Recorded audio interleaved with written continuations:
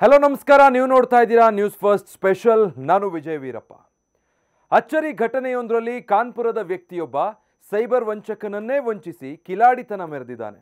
ಹೌದು, ವಂಚಕನ ಖಾತೆಯಿಂದ ತನ್ನ ಖಾತೆಗೆ 10,000 ರೂಪಾಯಿಗಳನ್ನು ಈ ಐನಾತಿ ಆಸಾಮಿ ಟ್ರಾನ್ಸ್ಫರ್ ಮಾಡಿಸ್ಕೊಂಡು ಸ್ಕ್ಯಾಮರ್ಗೆ ಶಾಕ್ ಕೊಟ್ಟಿದ್ದಾನೆ.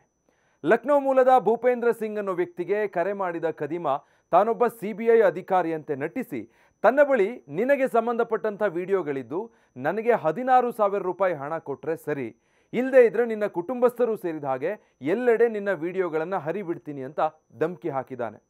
ಈ ವೇಳೆ ಭಯಭೀತರಾದಂತೆ ನಟಿಸಿದ ಭೂಪೇಂದ್ರ ಸಿಂಗ್ ದಯವಿಟ್ಟು ನನ್ನ ತಾಯಿಗೆ ಈ ವಿಚಾರ ತಿಳಿಸಬೇಡಿ ಅಂತ ಬೇಡ್ಕೊಂಡಿದ್ದಾನೆ.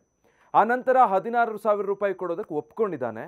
ಆ ನಂತರ ಭೂಪೇಂದ್ರ ಅವರು ಹೊಸ ಆಟ ಶುರು ಮಾಡಿದ್ದು, ತನ್ನ ಗಿರವಿ ಇಟ್ಟ ಚಿನ್ನದ ಸರ ಬಿಡಿಸ್ಕೊಳ್ಬೇಕು, ಅದಕ್ಕೆ 3,000 ರೂಪಾಯಿ ಅಗತ್ಯ ಇದೆ, ಆ ಸರದ ದುಡ್ಡಲ್ಲಿ ನಿಮಗೆ 16,000 ರೂಪಾಯಿ ಕೊಡ್ತೀನಿ ಅಂತ ಕತೆ ಕಟ್ಟಿ ವಂಚಕನ ಬಳಿನೇ 3,000 ರೂಪಾಯಿ ಹಾಕಿಸ್ಕೊಂಡಿದ್ದಾರೆ.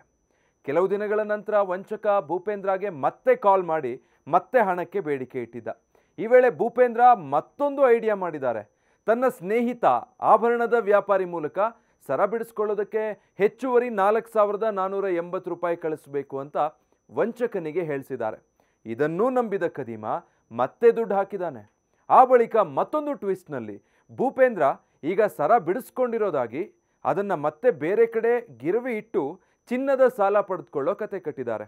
1,10,000 ರೂಪಾಯಿ ಸಾಲ ಪಡಿಬಹುದು, ಆದರೆ ಅದಕ್ಕೆ 3,000 ರೂಪಾಯಿ ಪ್ರೊಸೆಸಿಂಗ್ ಫೀಸ್ ಆಗತ್ತೆ ಅಂತ ಮತ್ತೆ ವಂಚಕನಿಗೆ ಹಳ್ಳ ತೋಡಿದ್ದಾರೆ.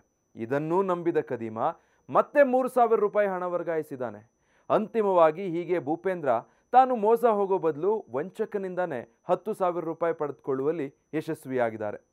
ತಡವಾಗಿ ತಾನೇ ಮೋಸ ಹೋದ ಬಗ್ಗೆ ಅರಿವಾದ ವಂಚಕ ತಕ್ಷಣವೇ ತನ್ನ ಹಣವನ್ನು ಹಿಂದಿರುಗಿಸಬೇಕು ಅಂತ ಮನವಿ ಮಾಡ್ಕೊಳ್ಳೋದಕ್ಕೆ ಪ್ರಾರಂಭಿಸ್ತಾನೆ. ಆದರೆ ಭೂಪೇಂದ್ರ ಇಡೀ ಘಟನೆಯನ್ನು ಅಧಿಕಾರಿಗಳಿಗೆ ವರದಿ ಮಾಡಿ ದೂರು ದಾಖಲಿಸಿದ್ದಾರೆ.